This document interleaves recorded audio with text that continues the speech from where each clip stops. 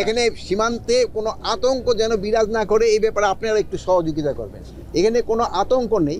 এখানে কিছু কিছু জায়গায় ওরা এখনো বলতেছে যেটা যে ওদের যে ইলেকশন হয়েছে, আপনারা জানেন ইলেকশনের সময় আমরাও কিন্তু বিজিবি বর্ডার থেকে সরাই নিয়ে ওইগুলি তারা কিন্তু রিডিপ্লয়মেন্ট হচ্ছে। কোনো ধরনের আতঙ্কের কোনো কারণেই নেই। আমরা সব সময় প্রস্তুত আছি যে কোনো পরিস্থিতি মোকাবেলা করার জন্য।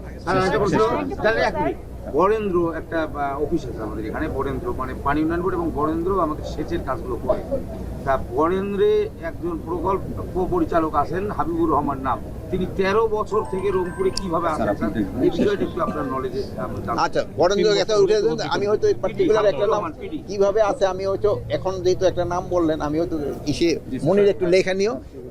আর বরেন্দ্র কিন্তু আপনার শোনেন, বরেন্দ্র কিন্তু আপনাকে এলাকার ভালো কাজ করে যাচ্ছে।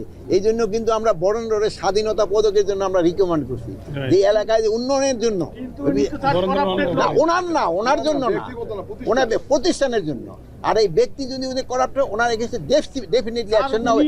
শোনে আমি তো নাম বলছেন, আপনি তো আমার সময় দিতে হবে। যেহেতু মাদক আপনাদের সবাই সহযোগিতা নেওয়া, এটাকে একেবারে সমূলে বিনষ্ট করতে হবে। তা না হলে আমাদের ভবিষ্যৎ কিন্তু একেবারেই নষ্ট হয়ে যাবে। এই জন্য আমি আপনাদেরও সাহায্য এবং সহযোগিতা চাবো।